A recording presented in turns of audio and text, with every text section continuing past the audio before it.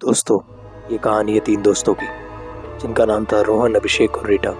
वो तीनों दोस्त शाम के समय प्रोफेसर के घर की तरफ जाने के लिए निकलते हैं। प्रोफेसर का घर बड़े ही सुनसान एरिया में होता है। आसपास कोई घर नहीं होता। ऐसा लग रहा था कि मानो वहाँ पर कोई रहता ही ना हो।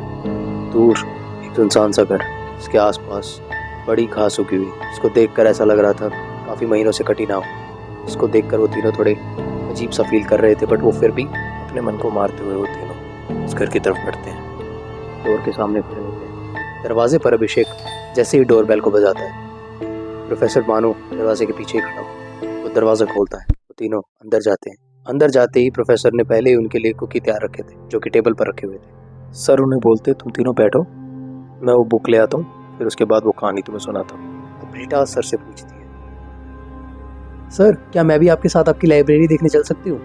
प्रोफेसर बोलता है, हाँ हाँ क्यों नहीं, चलो मेरे साथ, बुक्स रखने में मेरी मदद कर देना। अभिषेक और रोहन दोनों को किस पर टूट पड़ते हैं दोस्तों, और रीटा प्रोफेसर के साथ ऊपर लाइब्रेरी की तरफ जाती है। प्रोफेसर की लाइब्रेरी के बारे में दोस्तों मैं तुम्हें बता दूं, वो लाइब्रेरी स्टेयर्स से बिल्कुल ऊपर थी। दीवारों के साथ ढांचे बनाकर लाइब्रेरी तैयार की गई थी। जितनी लंबी दीवार आप सोच सकते हो दोस्तों, उतनी लंबी लाइब्रेरी बनी हुई, जिसे देखकर रीटा हैरान हो जाती है और वो सर से पूछती है, सर क्या ये सारी बुक्स हिस्ट्री की हैं? प्रोफेसर बोलता है, नहीं बेटा, इन सभी बुक्स के अंदर कई बुक्स ज्योग्राफी की, कई फिजिक्स की, कई केमिस्ट्री की बुक्स हैं। अलग अलग सब्जेक्ट की अलग अलग बुकें हैं मेरे पास। एक अलग सेगमेंट है जो प्रॉपर हिस्ट्री का है, और इसमें एक पूरा सेगमेंट डेविल के ऊपर भी है। सबकी वही क्यूरी है ना? रीटा के बोलती है, हाँ सर।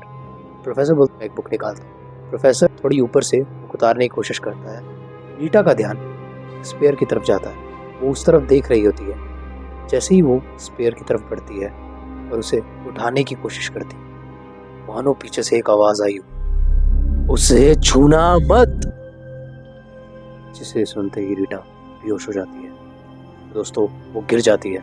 उसके गिरने की आवाज नीचे रोहन और अभिषेक तक भी पहुंच जाती है और वो दोनों भागते हुए ऊपर आते हैं। वो क्या देखते हैं, प्रोफेसर ने रीटा को अपने हाथों में उठा रखा होता है।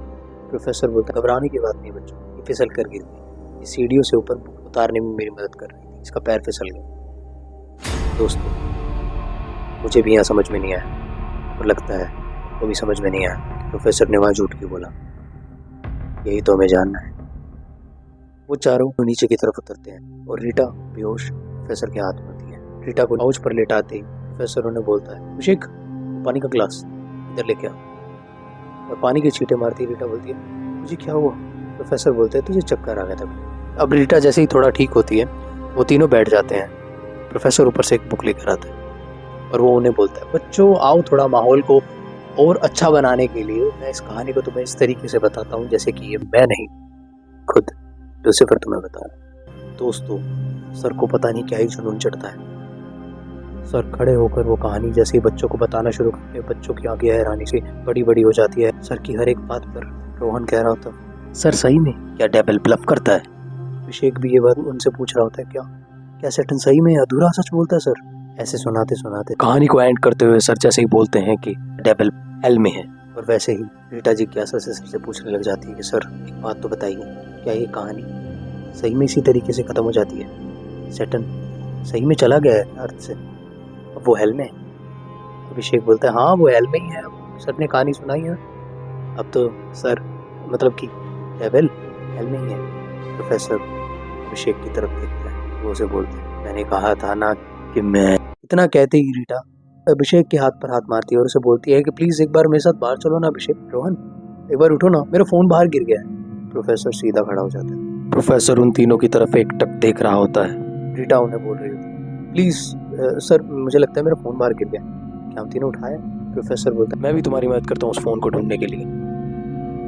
बट रीटा उसे बोलती है, सर हम तीनों ढूंढ लेंगे ना, आप एक काम कीजिए ना, आप टॉर्च ले आइए, हम इतने जाके फोन को देखना शुरू करते हैं। जैसे ही टॉर्च लेने के लिए वो प्रोफेसर पीछे की तरफ मुड़ता है, रीटा और वो तीनों खड़े हो जाते हैं और दरवाजे की तरफ बढ़ने लग जाते हैं।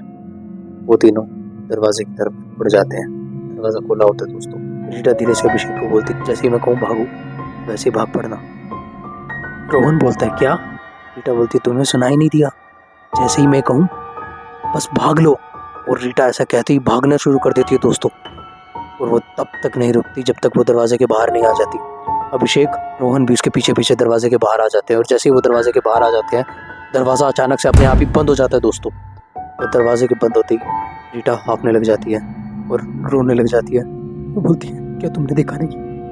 अभिषेक उससे बोलता है, क्या हो गया है तुझे? इट्स ओके, क्या हुआ? फोन गुम हुआ है ना, फोन पे रिंग करते हैं। बोलती, नहीं इडियट, मेरा फोन मेरे पास है, तुमने देखा नहीं? रोहन पूछते, क्या क्या नहीं देखा हमने? क्या तुमने मिरर में सर का चेहरा देखा था और तुमने वो बात सुनी जब सर अभिषेक को बोल रहे थे? उनकी आंखें लाल हो गई थी और उनका आधा चेहरा जलने लगा। वो तीनों हक्के बक्के होकर जैसे ही उस घर की तरफ देखते जिससे वो बाहर आए थे, एक बार पीछे जहाँ से वो आए थे, जैसे ही वो अपने घर की तरफ मुड़ते हैं दोस्तों, तो पीछे से एक जोरदार आवाज आती, बच्चों अरे वहाँ क्यों खड़े हो? मेरा घर यहाँ है, तुम्हें मैंने 5 बजे आने के लिए कहा था, अभी रात के 8:30 बजे। इस घर के अंदर वो गए थे, उनके प्रोफेसर का घर वो नहीं था। दोस्तों क्या आप जानते हैं वो कहाँ पहुँच गए थे?